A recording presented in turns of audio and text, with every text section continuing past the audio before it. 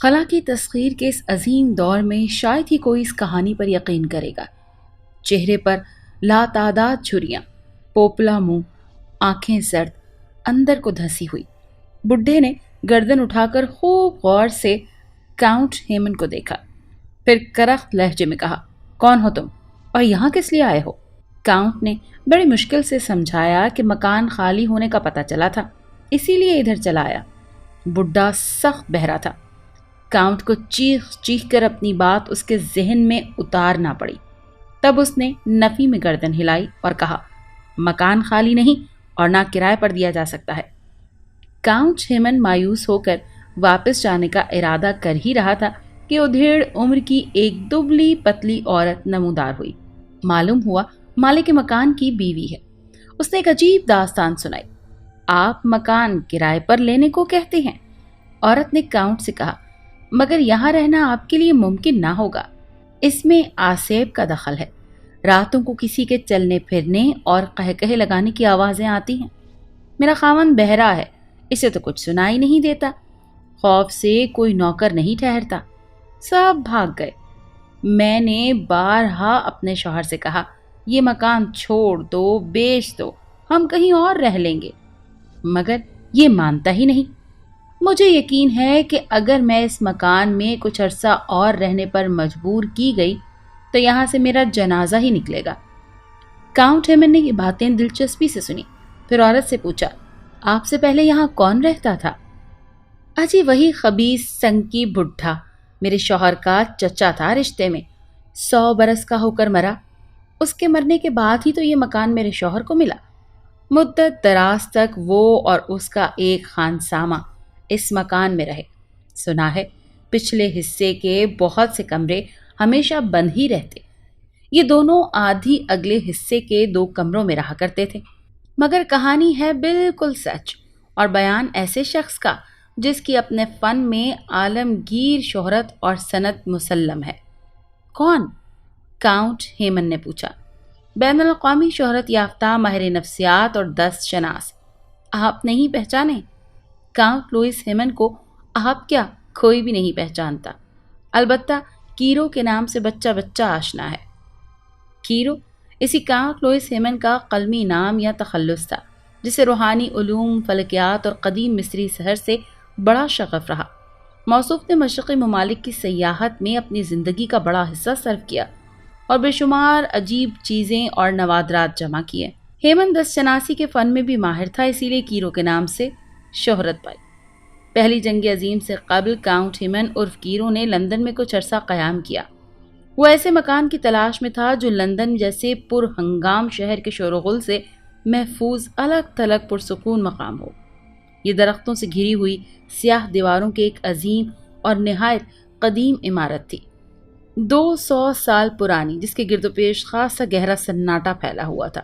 ایسا معلوم ہوتا تھا مکان مدت سے خالی پڑا ہے۔ کاؤنٹ ہیمن کو یہ مکان پسند آیا، مگر سوال یہ تھا کہ اسے کرائے پر کیوں کر حاصل کیا جائے۔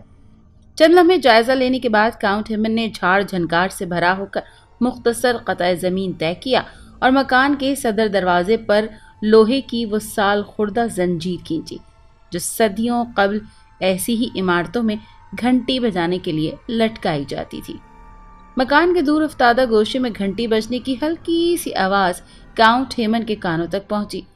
چند لمحوں بعد لکڑی کا دروازہ کھلا اور ایک کہن سال شخص کھڑا دکھائی دیا۔ اس کے کپڑے خاصے پرانے اور بوسیدہ تھے، الجھی ہوئی سفید داڑھی۔ کاؤنٹ ہیمن نے تگ و دو کر کے مکان کرائے پر لے لیا اور چابی بڈھے مالک مکان سے حاصل کر لی۔ اس کا ارادہ مکان کو اپنی مرضی کے مطابق آراستہ کرنا تھا۔ مشرقی ممالک خصوصاً مصر سے جو نوادر اپنے ساتھ لایا تھا، وہ سب خاص ترتیب سے اس مکان میں سجانے کا منصوبہ اس نے بنایا۔ تابوت اس جگہ رکھنا ہے، فلاں شہزادی کی ممی اس کمرے میں اچھی رہے گی، فلاں بت مشرقی راہداری کے سرے پر لگنا چاہیے، اور یہ سب اس طرح کی مزید باتیں۔ مکان کا گھوم پھر کر جائزہ لیا۔ بے شک عمارت بہت قدیم اور بڑی مضبوط تھی، گو 100 برس کے کہنسالی، اور اس نے بظاہر کوئی اثر قبول نہیں کیا۔ بس دیواروں پر کہیں کہیں کائی کی گہری تہیں جم گئی تھی، یا بلند و بالا کھڑکیوں کے اکثر شیشے چٹخ گئے، یا کسی کسی دروازے کی چولیں ڈھیلی ہو گئی تھیں۔ کھولتے بند کرتے وقت اس میں عجیب و غریب سی آوازیں نکلتی، یا جب مکان کی اونچی چمنیوں کے سوراخوں میں سے تیز ہوا نکلتی تو سیٹیاں سی بجتی۔ کاؤنٹ نے خیال کیا کہ شاید یہی آوازیں ہیں جو مکان کے مکینوں کو آسیب اور بھوت کی وجہ سے ڈراتی ہیں۔ عمارت کی تمام راہداریاں، زینوں، برآمدوں، غلام گردشوں اور کمروں کا معائنہ کرنے کے بعد کاؤنٹ نے اپنے آپ کو ایک ایسے کمرے میں پایا جس کی فضا پورے مکان کی فضا سے ذرا مختلف محسوس ہوئی۔ چھوٹا سا یہ کمرہ مکان کی نچلی منزل کے سب سے بوسیدہ اور پرانے حصے میں تھا۔ کمرے کے فرش پر دھول کی کئی انچ موٹی تہ جمی تھی اور اونچی تاریک چھت کے کونوں اور دیمک زدہ کڑیوں مکڑیوں نے محیب جالے تان رکھے تھے۔ دیواروں کا رنگ بالکل سیاہ اور شمالی جانب ہال کمرے کی طرف کھلنے والی کھڑکیوں کی لمبی بھاری سے پردوں میں جا کر بڑے بڑے سوراخ دکھائی دیتے۔ ایسا معلوم ہوتا ان پردوں کو کیڑے تیز رفتاری سے ہڑپ کر رہے ہیں۔ کمرے میں کوئی فرنیچر نہ تھا۔ بجھے ہوئے آتش دان میں راکھ کا ڈھیر لگا ہوا تھا اور قریب ہی لوہے کی وہ سلاخ پڑی تھی جس سے کبھی انگارے بھڑکائے گئے ہوں گے۔ کاؤنٹ ہیمن کمرے میں داخل ہوا تو یکلخت نامعلوم دہشت کی لہر اس کے بدن میں پھیل گئی۔ آہستہ آہستہ اس کے جسم کا ایک ایک رونگٹا کھڑا ہو گیا۔ اسے احساس ہوا کہ کوئی اس کمرے کی فضا میں موجود ہے، مگر کون؟ وہ گھبرا کر جلدی سے باہر نکل آیا اور باہر نکلتے ہی دروازہ بند کر کے مقفل کر دیا۔ تھوڑی دیر تک کاؤنٹ ہیمن پر خوف کی یہ کیفیت طاری رہی، پھر اسے ایک نفسیاتی اثر سمجھ کر نظر انداز کر دیا۔ پوری عمارت کی سجاوٹ اور مرمت کے لیے ایک مدت درکار تھی۔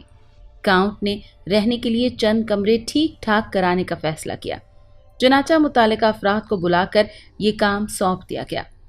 چند دن کے اندر اندر 2 کمرے سامان آرائش اور زیبائش سے تکمیل پا کر تیار ہو گئے اور کاؤنٹ ہیمن اپنے سیکرٹری کے ساتھ ان کمروں میں منتقل ہو گیا۔ اس نے طے کیا کہ اوپر کے کام کاج کے لیے کوئی نوکر نہ رکھا جائے، کھانے اور ناشتے کا انتظام کسی ہوٹل سے کر لیا جائے۔ کاؤنٹ کے سیکرٹری کا نام پرنکس تھا۔ وہ یارک شائر کا رہنے والا تھا، نہایت مضبوط، نڈر اور توانا آدمی تھا۔ مختلف ملکوں میں اپنے آقا کے ساتھ سیاحت پر جا چکا تھا۔ آدمی ہر طرح قابل اعتماد اور وفادار تھا۔ اس کی موجودگی میں دراصل کسی اور ملازم کی ضرورت بھی نہیں تھی۔ وقت پڑتا تو پرنکس ناشتہ اور کھانا پکانا بھی جانتا تھا۔ کاؤنٹ نے اس قدیم عمارت میں منتقل ہونے کے بعد برقی روشنی کا اہتمام کیا۔ یہاں کے ماحول میں پھیلی ہوئی صدیوں پرانی تاریکی دور ہوئی اور فضا کس قدر صاف صاف اور بے خطر محسوس ہونے لگی۔ یہ الگ بات ہے کہ برقی روشنی کے باعث بعض اشیاء کے سائے مزید بھیانک دکھائی دینے لگے۔ پہلے روز کاؤنٹ اور اس کا سیکرٹری پرنکس رات 10 بجے کھانے سے فارغ ہو کر مکان میں واپس آئے۔ کاؤنٹ کی ہدایت پر پرنکس نے ایک ایک دروازے اور ایک ایک کھڑکی کا معائنہ کیا کہ کہیں کھلی تو نہیں رہ گئی۔ اس طرف سے مطمئن ہونے کے بعد برقی روشنی بند کر دی اور شب باشی کے لیے اپنے اپنے کمروں میں چلے گئے۔ کاؤنٹ ہیمن سونے سے پہلے کچھ نہ کچھ پڑھنے کا عادی تھا، چنانچہ بستر پر لیٹ کر اس نے برقی لیمپ روشن کیا اور علم فلکیات سے متعلق ایک قدیم محفوظے کا مطالعہ کرنے لگا۔ گرد و پیش میں مکمل خاموشی طاری تھی۔ لندن کی ٹریفک کا شور اس حصے میں بمشکل پہنچ پاتا۔ کاؤنٹ کے تھکے ہوئے اعصاب کے لیے یہ خاموشی بہترین نعمت تھی۔ اس نے عجیب طرح کی ٹھنڈک اپنے دل و دماغ میں محسوس کی۔ اس احساس کے ساتھ ہی اسے نیند آنے لگی۔ اس نے برقی لیمپ بجھا دیا اور چت لیٹ کر آنکھیں بند کر لیں۔ ابھی وہ غنودگی کی انتہائی حدوں تک ہی پہنچا تھا اور صریحاً اپنے ہوش و حواس میں تھا کہ مکان کے اندرونی خاموشی کو چیرتی ہوئی ایک انوکھی آواز اس کے کانوں میں آئی۔ وہ ہڑبڑا کر اٹھا اور اس آواز پر کان لگا دیے۔ چند لمحوں بعد یہ آواز دوبارہ آئی، جیسے کسی نے کمرے کا دروازہ چپکے سے کھولا اور پھر بند کر دیا ہو۔ یہ آواز نچلی منزل میں مکان کے دور افتادہ اور سب سے قدیم حصے کی جانب سے آئی تھی۔ کاؤنٹ کے دل کی دھڑکن تیز ہو گئی۔ وہ اس طرح بے حس و حرکت اپنے بستر پر بیٹھا رہا۔ دفعتاً اس نے نچلی منزل کے فرش پر کسی کو چلتے ہوئے سنا۔ اس کے نپے تلے قدموں کی آواز برابر کاؤنٹ کے کانوں میں آ رہی تھی۔ پھر یہ آواز اور قریب ہوئی اور قریب۔ اس کے بعد اس نامعلوم ہستی نے سیڑھیوں پر قدم رکھا۔ آواز اور نمایاں ہو گئی۔ کوئی آہستہ آہستہ قدم دھرتا ہوا اوپر آ رہا تھا، دوسری منزل میں، اس طرف جدھر کاؤنٹ ہیمن اور اس کے سیکرٹری پرنکس کے خوابگاہیں تھیں۔ دہشت سے کاؤنٹ کی پیشانی پر पसीने के कतरे फूटने लगे और हाथों की कपकपाहट नाकाबिले बर्दाश्त हो गई। उसने प्रिंक्स को आवाज देने के लिए अपने होठों को जुम्बिश दी, मगर हलक से आवाज ही ना निकली। बड़ी मुश्किल से खुद पर काबू पाया और बरक़ी लैंप रोशन करने के लिए स्विच की तरफ हाथ बढ़ाया, मगर ये सोच कर रुक गया कि आने वाले की तवज्जो रोशनी की तरफ मबजूल हो जाएगी। वो रोशनी जो दरवाजे की निचली दर्ज में नजर आ सकती थी।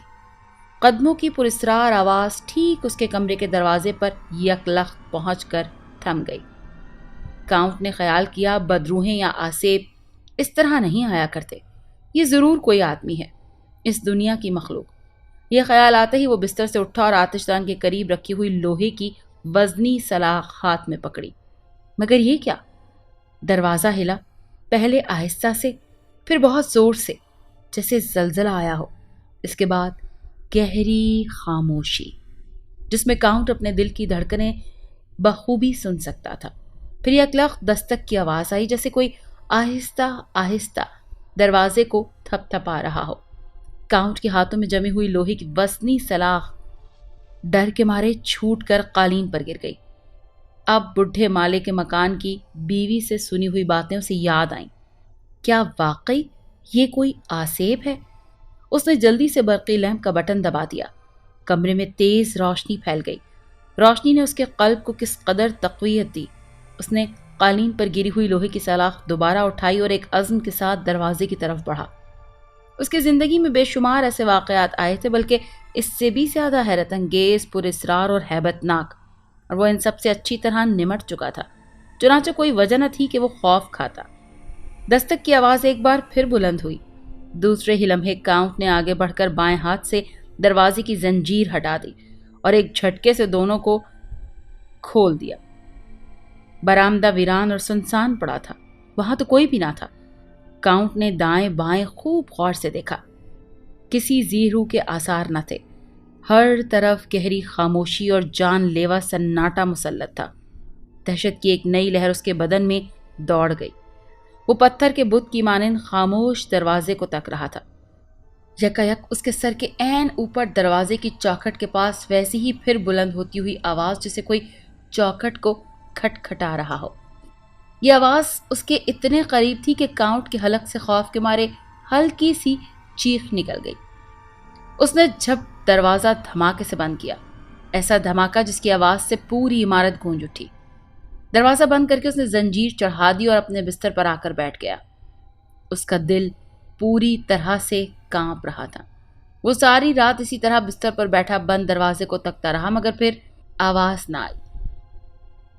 बरक़ी लैंप तमाम रात जलता रहा और जब मशरक़ी उफ़क़ की रोशनी खिड़कियों के रोशनदानों से खेलने लगी तो काउंट ने अपनी घड़ी पर वक्त देखा।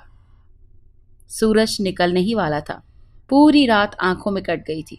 उसने लैंप बुझाया, बिस्तर पर आराम से लेट गया। उसने सोचा अगर वाकई इस इमारत में कोई बदरू है तो जिंदगी मज़े से गुजरेगी। वो चूँकि माहिर नफ्सियात था, उसने सोचा कि मुमकिन है कि ये सब मेरे तसव्वुरात और ख़यालात की शोबदागरी हो।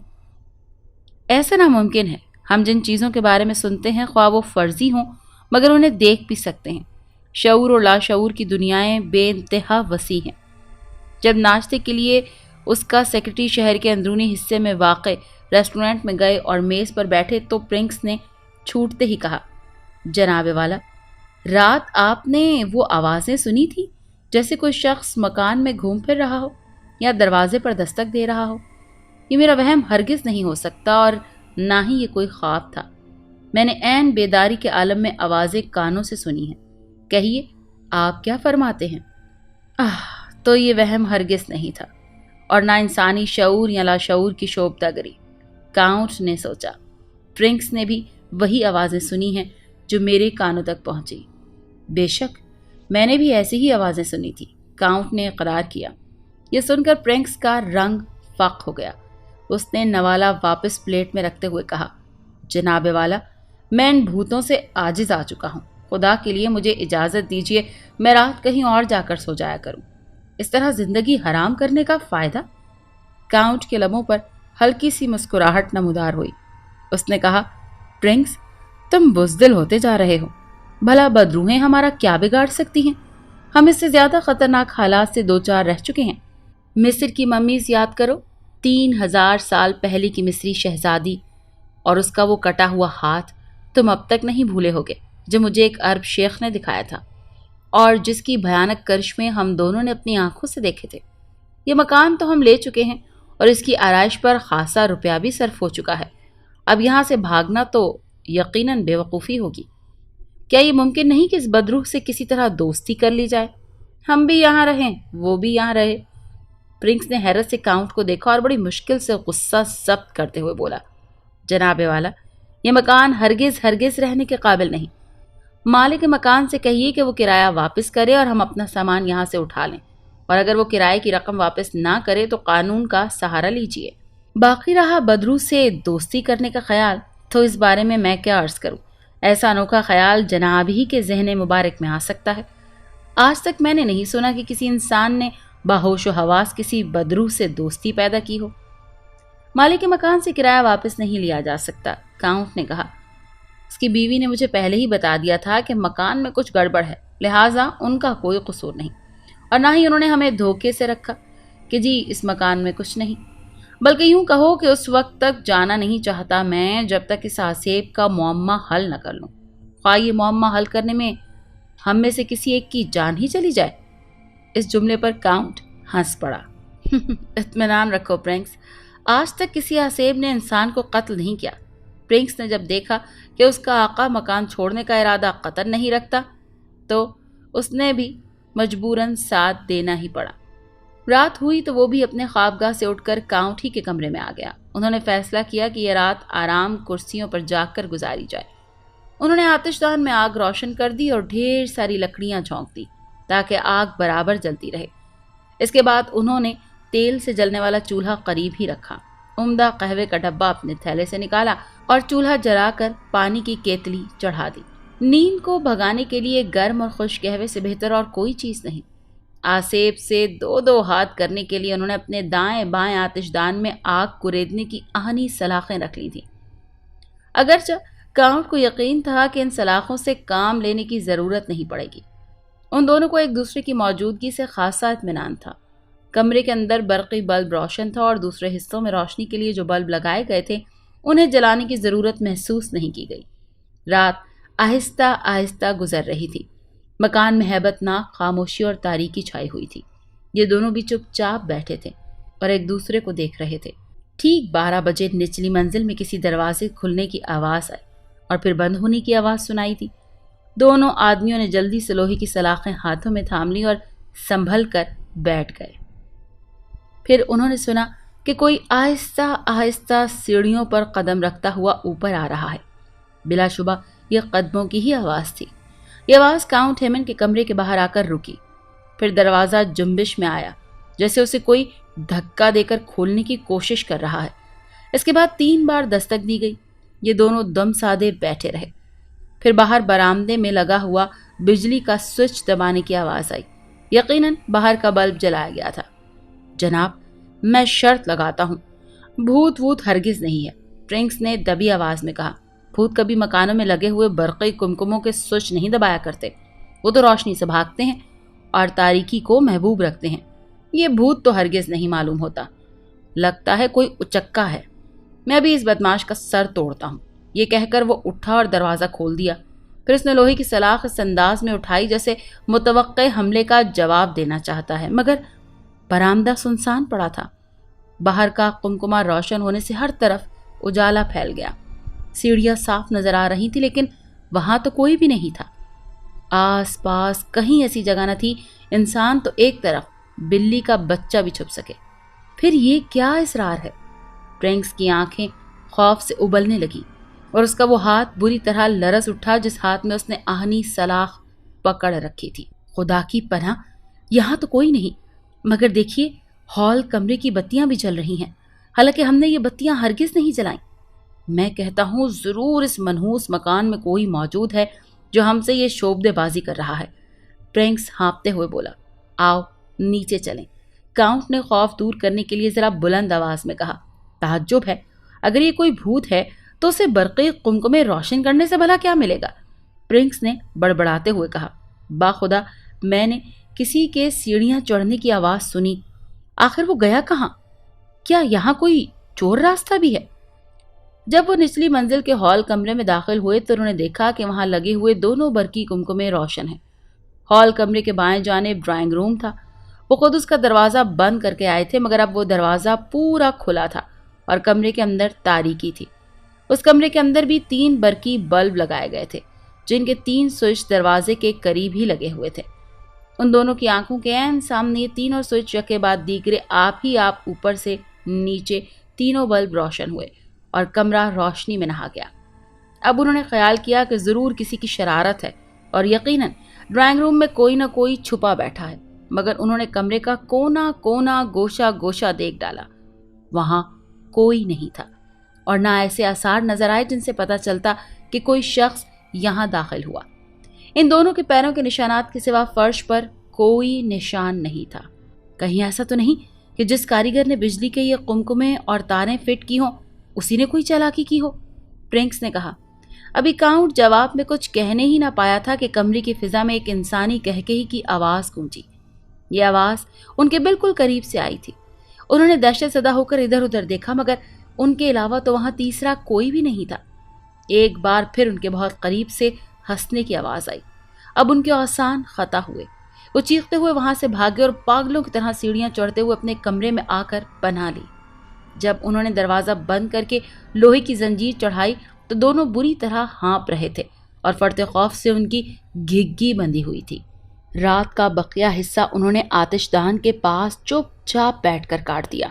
सुबह हुई तो वो कमरे से निकले। हॉल और ड्राइंग रूम में बरकी बत्तियां अभी भी रोशन थी। उन्होंने डरते डरते बत्तियां बुझाईं और सोचने लगे पुरस्रार सूरत हाल से कैसे निपटा जाए। पहले तो प्रिंक्स की भी राय यही थी कि मकान छोड़कर चले जाना चाहिए, मगर काउंट अजहद संजीदा दिखाई दे रहा था। उसने ऐलान किया ख्वाह कुछ हो, इस रात से वो पर्दा उठाकर ही रहेगा। दोपहर को जब खाना खाने लगे तो आला नस्ल के कुत्ते फरोख्त करने वाली एक दुकान से एक आला नस्ल का कुत्ता भी खरीद कर साथ ले आए। काउंट हेमन का कहना है कि अगर इस मकान में आसेब या बदरू है तो कुत्ते से फौरन पता चल जाएगा। कुत्ते या बिल्लियां इसमें एहसासात होते हैं और गैर मरई मखलूक की मौजूदगी का इन्हें इल्म हो ही जाता है। शाम होते ही उन्होंने कुत्ते की जंजीर पकड़ी और उसे मकान के मुख्तलिफ हिस्सों में घुमाने फिराने लगे। वो इसे हर कमरे, हर बरामदे और हर राहदारी में ले गए। कुत्ते ने किसी किस्म की तेजी, तुंदी, खौफ या दहशत का मुजाहरा न किया। आखिरी वो निचली मंजिल के एक छोटे से कमरे के करीब रुके। दरवाजा बंद और लोहे का भारी कफल पड़ा हुआ था। काउंट हेमन ने जेब से चाबियों का गुच्छा निकाला।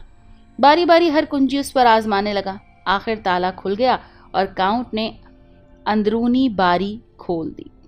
अंदर सख्त अंधेरा था, कुछ दिखाई नहीं दे रहा था। प्रिंक्स ने माचिस की तीली चलाई और खुद भी कमरे में दाखिल हो गया। उसने कुत्ते की जंजीर खींची ताकि वो भी कमरे में आ जाए, लेकिन कुत्ता मुंह से अजीब व गरीब आवाजें निकालता हुआ जमीन पर लेट गया। प्रिंक्स की हद दर्जा कोशिश के बावजूद वो कमरे में दाखिल न हुआ। देखते ही देखते उसकी हालत अजीब होने लगी। इतना अजीम तगय्युर रूनुमा हुआ कि वो हैरान रह गया। उसके जिस्म का रुआं रुआं कांप रहा था। वो खौफ से जमीन पर लौटता जा रहा था और उसके हलक से अजीब सी आवाजें निकल रही थी। खुद काउंट हेमन के बदन के रोंगटे भी खड़े हो रहे थे और दिल की धड़कन यकलख्त तेज होती जा रही थी। उसने प्रिंक्स से बाहर निकलने का इशारा किया और खुद भी जल्दी से बाहर आ गया और दरवाज़ा बंद करके कफल लगा दिया। फिर वो अपने मखसूस कमरे में आ गए। कुत्ता भी उनके पीछे पीछे दुम दबाए खौफ से कांपता हुआ आ रहा था। बोलो, अब क्या कहते हो? काउंट ने सेक्रेटरी से पूछा। तुमने कुत्ते की हालत देखी है? प्रिंक्स ने कोई जवाब न दिया। उसके चेहरे पर खौफ, हैरत और तशवीश के मिले जुले तासुरात फैले हुए थे। उसने कहवे के 2 प्याले बनाए, एक अपने आका की तरफ बढ़ाया और दूसरा अपने हाथ में रखा। कुत्ता उनके कदमों के गिर्द बैठा हुआ था, लेकिन बिल्कुल खामोशी से। उस कमरे में जरूर कोई है। बिलाखिर प्रिंक्स ने जबान खोली। कल दिन के वक्त एक बार फिर हम कुत्ते को उस कमरे में ले जाने की कोशिश करेंगे। वो रात भी उन्होंने आराम से कुर्सियों पर बैठे बैठे काट दी। उनका ख्याल था कि आधी रात के बाद हस्बे मामूल बदरू की आमद होगी, मगर ऐसा ना हुआ। भूत गालिबन उन्हें मकान में अपनी मौजूदगी का एहसास दिलाना चाहता था और अब उसने सोचा होगा बार बार उन्हें क्यों परेशान किया जाए। دن نکلا تو پرنکس اور کاؤنٹ ہیمن ایک بار پھر کتے کو اس کمرے میں لے جانے کی کوشش کرنے لگے۔ پہلے تو وہ اس لیے مکان کے مختلف گوشوں میں گھومتے رہے اور کتا خوف کی کسی علامت کا اظہار کیے بغیر مزے سے ان کے ساتھ چلتا رہا، لیکن جوں ہی وہ نچلی منزل کے اس چھوٹے سے کمرے کے قریب پہنچے، کتے کے بدن پر پھر لرزہ طاری ہو گیا۔ اس نے دم ٹانگوں میں دبا لی اور عجیب عجیب آوازیں نکالنے لگا اور بڑی عاجزی سے زمین پر لیٹ گیا۔ ایسا معلوم ہوتا تھا جیسے کوئی بلائے عظیم اس نے دیکھ لی ہو۔ جو ہی پرنکس نے پٹا اس کی زنجیر سے نکالا، کتا بندوق سے نکلی گولی کی مانند وہاں سے بھاگا اور مکان سے باہر نکل گیا۔ دوپہر کو کھانے سے فارغ ہو کر جب مالک اور نوکر مکان میں واپس آئے تو اس مرتبہ ان کے ساتھ ایک چت کبری بلی تھی۔ پرنکس نے اسے گود میں اٹھائے رکھا تھا۔ مکان کے مختلف حصوں میں گھوم پھر کر جب وہ اس مخصوص کمرے کے نزدیک پہنچے تو بلی کے جسم کے بال یکلخت کھڑے ہو گئے اور وہ پھول کر عام جسامت سے دگنی موٹی ہو گئی۔ اس کی مونچھوں کے بال بھی کھڑے تھے۔ لمبی دم آہستہ آہستہ حرکت کرنے لگی۔ کاؤنٹ ہیمن نے دروازے کا قفل کھولا اور پرنکس نے بلی کو کمرے کے اندر پھینک دیا۔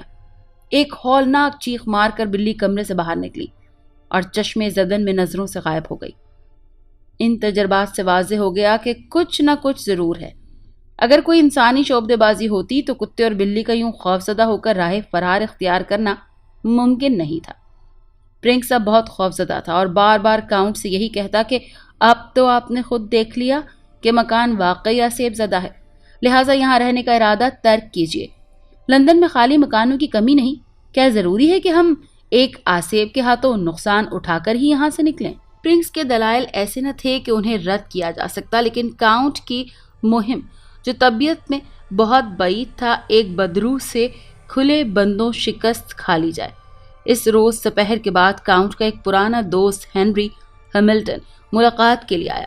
یہ تھیٹر کا مشہور و معروف ڈرامہ نویس تھا۔ اس نے چھوٹتے ہی کہا، یہ مکان تو برسوں سے آسیب زدہ ہے اور یہاں کسی انسان کا بہوش و حواس رہنا مشکل ہے۔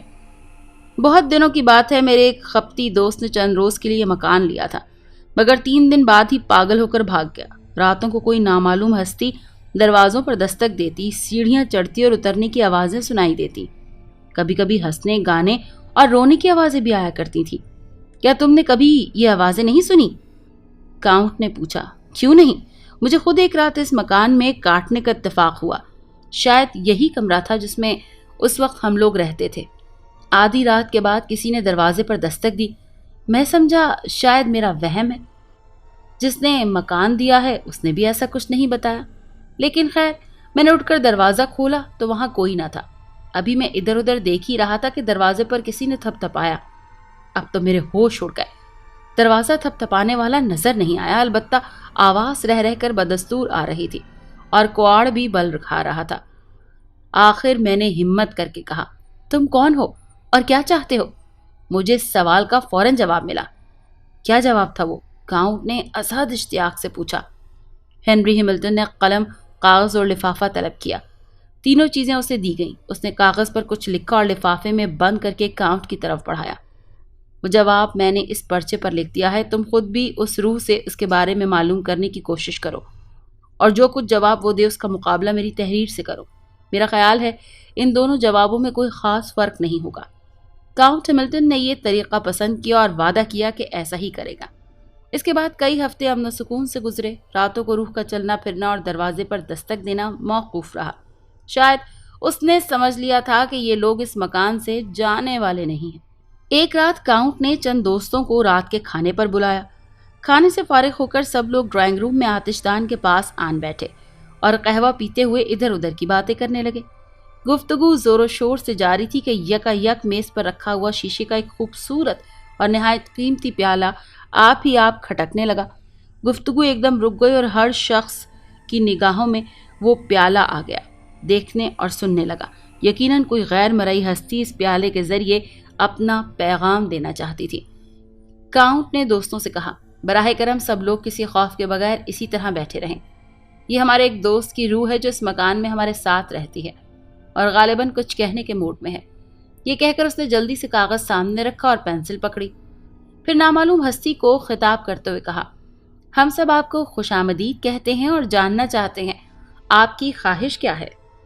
اس کا طریقہ کار مناسب رہے گا کہ میں انگریزی زبان کے تمام حروف تہجی باری باری بولتا جاؤں اور آپ جن حرفوں کے ذریعے اپنا پیغام دینا پسند کریں ان حرفوں کا نام آتے ہی پیالے کو بجا دیں۔ جملہ ختم ہوا۔ کمرے میں چند لمحے خاموشی طاری رہی اور پھر ہیمن نے بلند آواز میں حروف تہجی کی تکرار شروع کر دی اور روح نے پیالے کو مختلف حروفوں کے نام پر بجانا شروع کر دیا۔ چند لمحوں کے اندر اندر ایک واضح پیغام ان کے سامنے تھا۔ میرا نام کارل کلنٹ ہے۔ میں اس مکان میں گزشتہ 120 برس سے رہ رہا ہوں۔ اگر آپ لوگ نچلی منزل کے چھوٹے کمرے میں چلیں تو میں اپنی بات زیادہ واضح انداز میں عرض کر سکوں گا۔ بعض لوگ چھوٹے کمرے میں جانے کے لیے فوراً آمادہ ہو گئے، جبکہ بعض کا کہنا تھا کہ ایسا کرنا حماقت ہوگی۔ بھلا 120 برس پرانی بدروح کا کیا اعتبار؟ ممکن ہے وہ کسی نوع کا نقصان پہنچا دے، لیکن کاؤنٹ ہیمن کا اصرار تھا کہ ایسا نہیں ہوگا۔ اگر روح کسی نوعیت کا ضرر پہنچانے پر قادر ہوتی تو اب تک پہنچا چکی ہوتی اور اتنی مدت تک انتظار نہ کرتی۔ غرض یہ سب لوگ ایک دوسرے کا ہاتھ تھامے ہوئے تجسس، خوف اور تعجب کے مراحل سے گزرتے ہوئے نچلی منزل کے اس چھوٹے سے کمرے کے قریب پہنچے جہاں جانے سے کتے اور بلی نے خوف کھایا تھا۔ کاؤنٹ ہیمن نے قفل کھولا اور سب اندر داخل ہوئے۔ اس کمرے کی فضا میں عجیب سی مرطوب بدبو پھیلی ہوئی تھی، ایسی بدبو جیسے کسی پرانی بوسیدہ قبر کی مٹی سے آتی ہے۔ انہوں نے کمرے کے اندر ایک چھوٹی میز بچھائی اور دائرے کی صورت میں کرسیوں پر بیٹھ گئے۔ پرنکس نے چند شمع جلانے کے لیے ساتھ لی تھی۔ یہ شمع فوراً روشن کر دی۔ اس کے بعد سب لوگ چپ چاپ روح کی آمد کا انتظار کرنے لگے۔ دفعتاً میز پر سے ایسی آواز اٹھی جیسے کسی نے آہستہ سے گھونسا مارا ہو۔ پھر ایک کے بعد دیگرے کئی آوازیں آئیں اور ہر آواز پہلی آواز سے تیز تھی۔ لکڑی کی میز بری طرح کانپنے اور تھر تھرانے لگی۔ اس کے فوراً بعد روح نے جو پیغام دیا وہ یہ تھا: میرا نام کارل کلنٹ ہے۔ میں اس مکان کا مالک ہوں۔ میں نے اپنے ایک دوست آرتھر کو اسی کمرے میں قتل کیا اور اس کی لاش یہیں فرش کھود کر دبا دی۔ کاؤنٹ نے لرزتی آواز میں کہا، ہم لوگ آپ کے لیے کیا کر سکتے ہیں کارل؟ جواب ملا، کچھ نہیں۔ ہم تمہاری بخشش اور نجات کے لیے خدا سے دعا تو کر سکتے ہیں۔ مجھے تمہاری دعاؤں کی ضرورت نہیں۔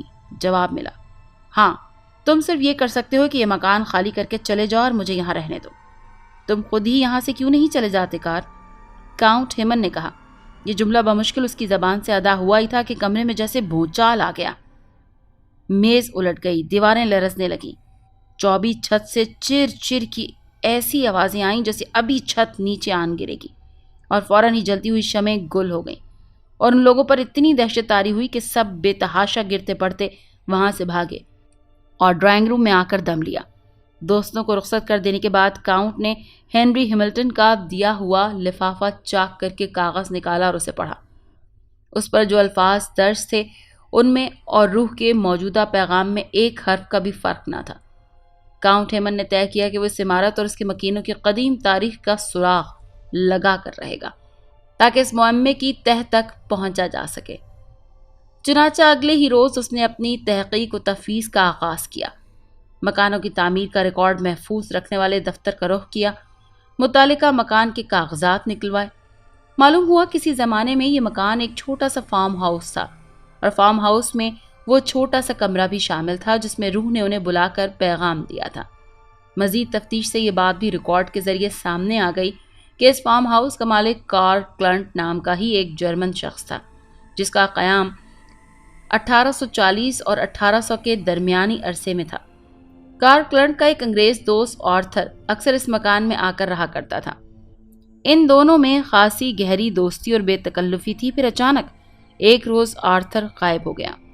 پولیس اور دوسرے لوگوں کی سر توڑ کوششوں کے باوجود آرتھر کا سراغ نہ ملا۔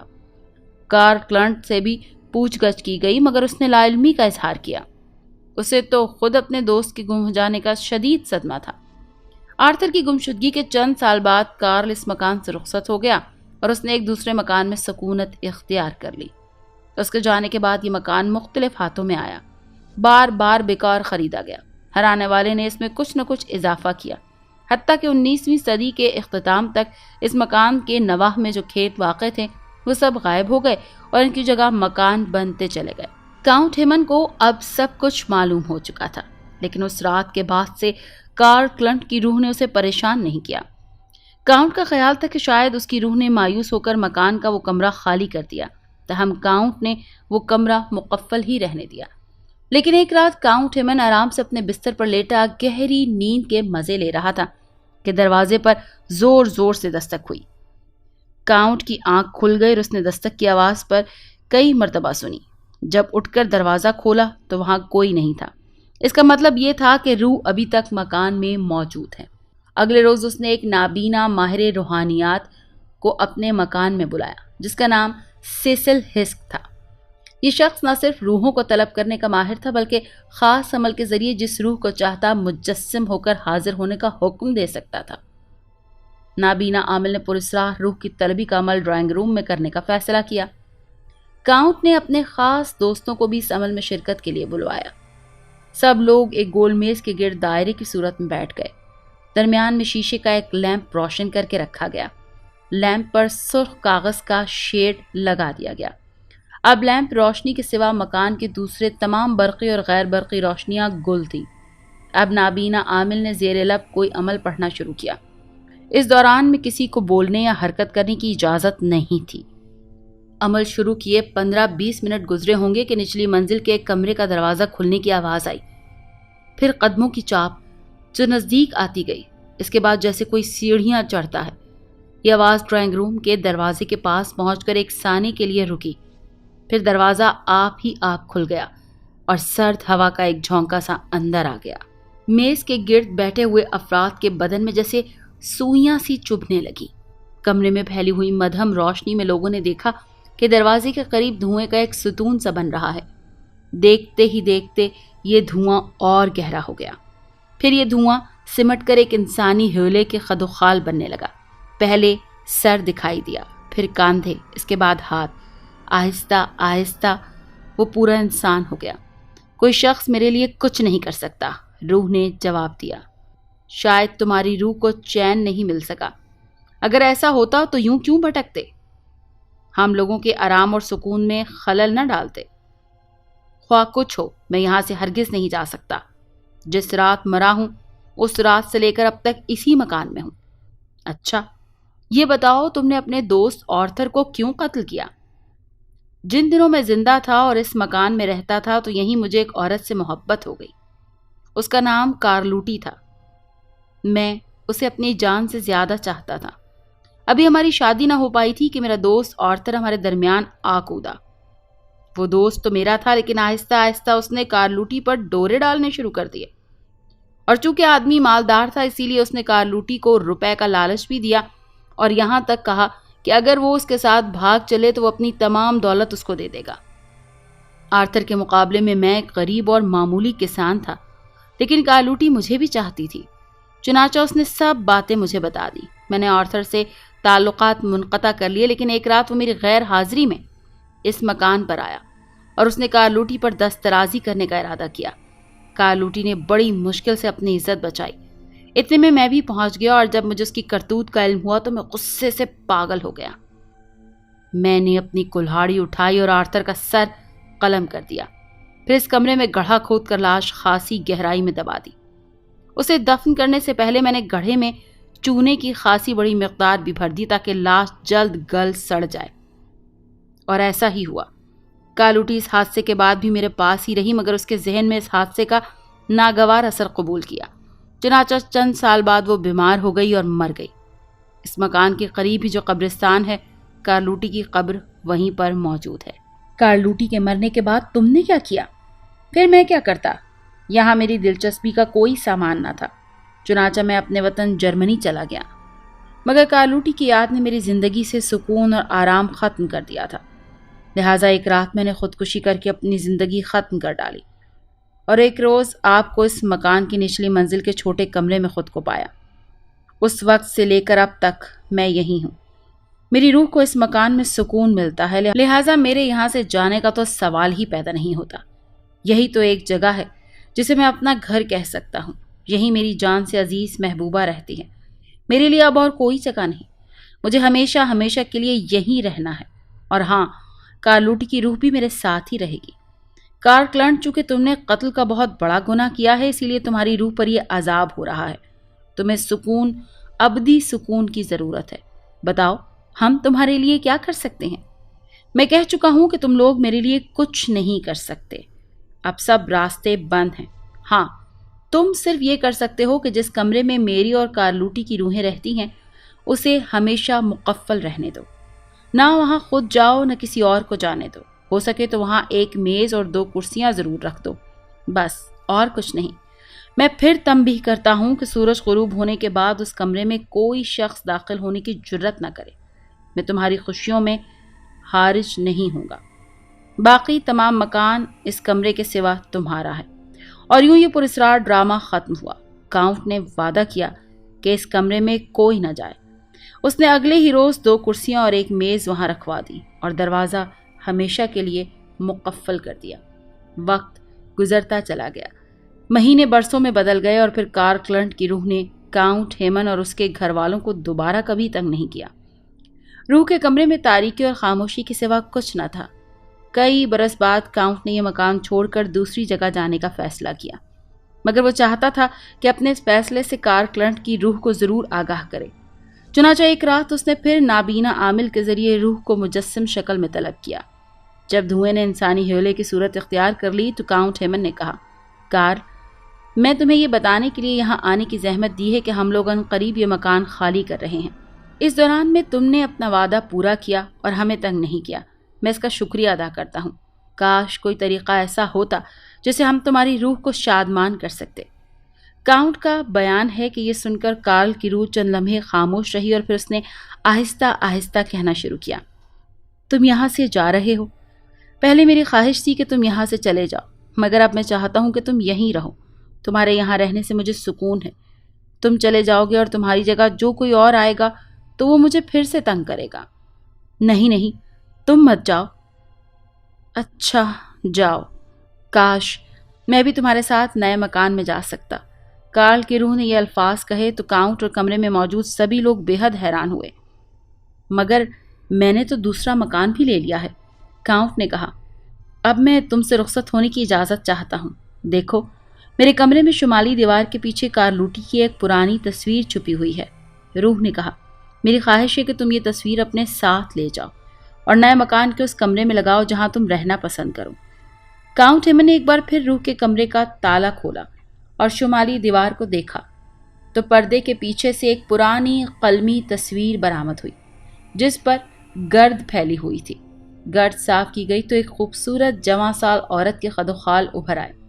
کاؤنٹ نے یہ تصویر بغل میں دبائی، کمرہ مقفل کیا اور کارل کی روح کو الوداعی سلام کر کے اس مکان سے رخصت ہو گیا۔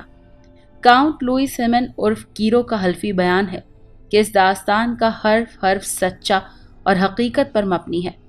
ابھی پہلی جنگ عظیم تک اس مکان کے آثار مرکزی لندن میں باقی تھے اور دیکھے جا سکتے تھے، لیکن ایک رات جرمن طیاروں نے لندن پر ایسی شدید بمباری کی کہ بہت سے مکان گر گئے اور بعض مقامات پر ہولناک آگ لگی، جس نے اس مکان کا رہا سہا نشان بھی ہمیشہ کے لیے